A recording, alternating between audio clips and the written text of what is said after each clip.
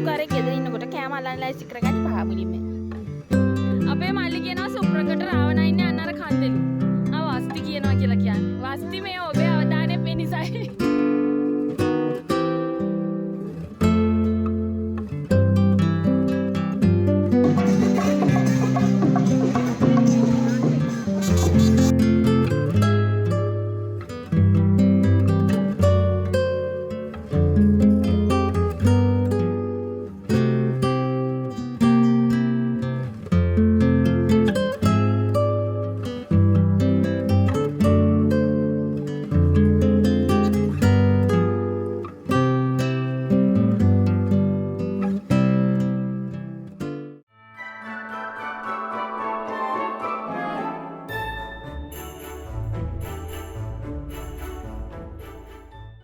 Hello මයි food පේස්ටීස් කොහමද ඔයාලට? ඔයාලා හැමෝම හොඳින් ඇති කියලා හිතනවා. අපි හැමෝම වන්දනාව යන කැමතිනේ. ඒත් ඉතින් හැමෝටම තියෙන්නේ හරිම බිසි ෂෙඩියුල් එකක්. නිවාඩු ගොඩක් අඩුයි. ඉතින් මම මේ කියන්නේ එක දවසකින් අපි කතරගම වන්දනාවේ ගිහිල්ලා වැඳ පුදාගෙන ආපු හැටි තමයි කියන්න යන්නේ. ඔයාලටත් මේකෙන් අයිඩියා එකක් ගන්න පුළුවන් ඒ කියලා මම හිතනවා. ඉතින් සුපුරුදු පරිදි ගමන පටන් ගන්නකොටම අර ඉස්සෙල්ලා පෙන්නුවා වගේ කෑම වලින් තමයි පටන් ගත්තේ වාහනේ යන ගමන්. ඊට පස්සේ අපි හයිවේ එකෙන් එක්සිට් වුණාට පස්සේ එතන ඔය මම ඉස්සෙල්ලා පෙන්නපු ප්ලේස් එකේ තමයි අපි නවත්තලා පොඩි ටී බ්‍රේක් එකක් ගත්තේ. ළමයි යන මග පොඩි කන්දක් එක්ක වැයක් වගේ එකක් දැකලා මම ඔතන ඇඩ්වෙන්චර් එකක් කරන්න යන්න හැදුවේ. හරි ගියේ නෑ වැඩි. ටිකක් කරන්න අන්න අර කන්ද නගින්න හැදුවේ. හැබැයි ඉතින් හොඳ වෙලාවට ඊට කලින් අපේ ඊට කට්ටිය මේක පෙන්නුවා. අපේ මල්ලි කියනවා සුප්‍රකට රාවණා ඉන්නේ අන්න අර කන්දලු. වස්ති කියනවා කියලා කියන්නේ. වස්ති මේ ඔබේ අවධානය මේ නිසායි.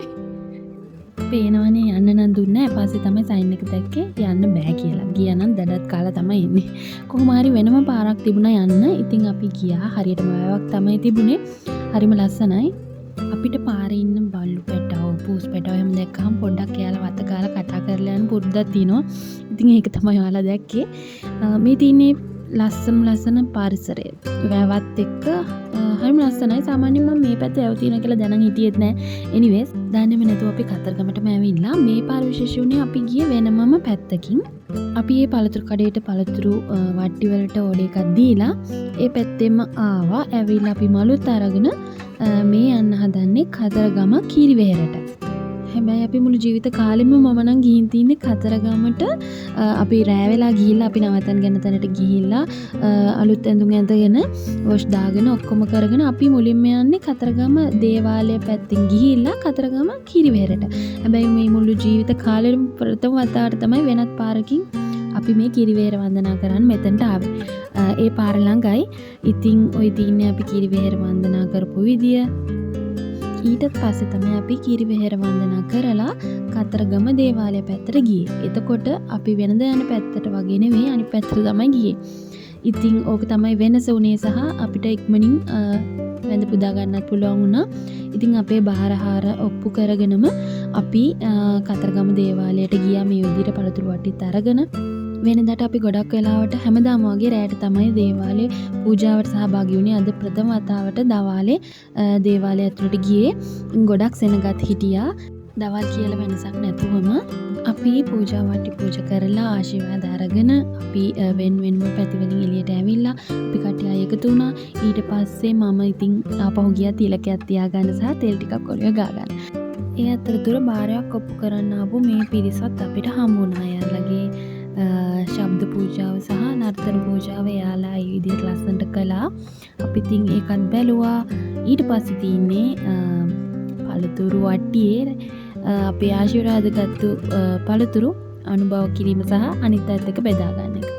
ඉතින් ඒ අතරතුර අපි ආපහු එන්න පිටත් වුණා. ඊට පස්සේ අපි ගියේ සෙල්ල කතරගමට.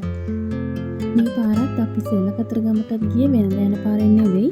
ඊට වඩා කෙටි ළඟ ඉක්මනින් යන්න පුළුවන් පාරකින්. ඉස්සර කතරගම යද්දී ආසම වැඩි තමයි දේවාලයටත් ගිහිල්ලා කිරිවෙහෙරත් වන්දනා කරලා ඊට පස්සේ එන ගමන් අර ලස්සනට දිව්‍ය ලෝකේ වගේ පේන තොරම්බල් කඩපේලිය. ඒ කියන්නේ කළු දෝල් සෙල්ලම් බඩු නැති දෙයක් නෑ එතන.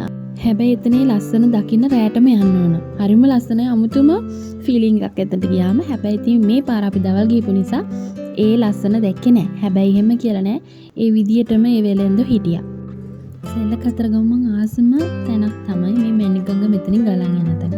මාළු අර කැම දාන්න පුළුවන් පොප්කෝන්. හැබැයි මෙතන අද දැම්මා තැන නම් එච්චර මාළු හිටියේ නැහැ.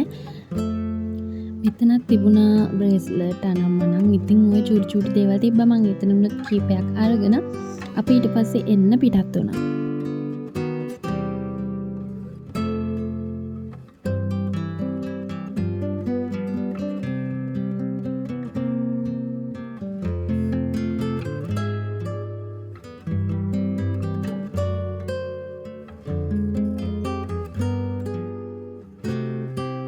ඒන මගත් තියෙනවනේ කළු දොඩෝල් එක කෑම ජාති. ඉතින් අපි එතනනොත් එක දේවල් ගත්තා.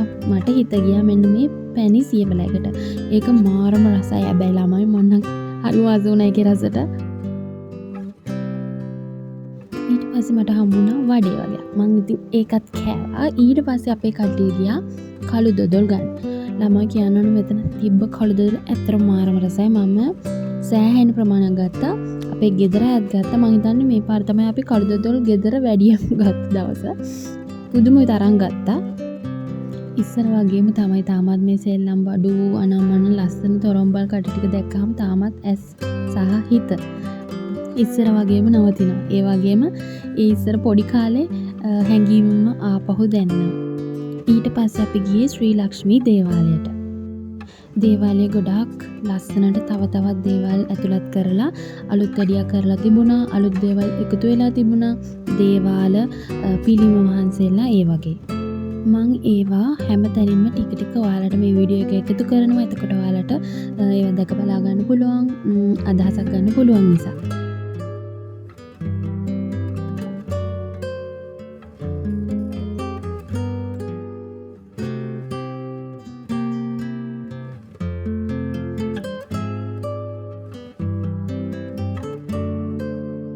මං හිතන්නේ අපි හැමෝම යන තැනක් තමයි මේ දේවල්ට ආවහම මේ ප්‍රාර්ථනා දියැල්ල. ඉතින් ඔන්න ඒකත් මම ඔයාලට පෙන්නුවා.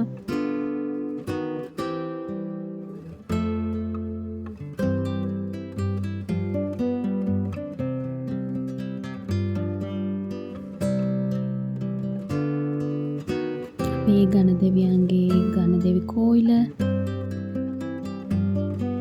සරස්වතී දේවාලය,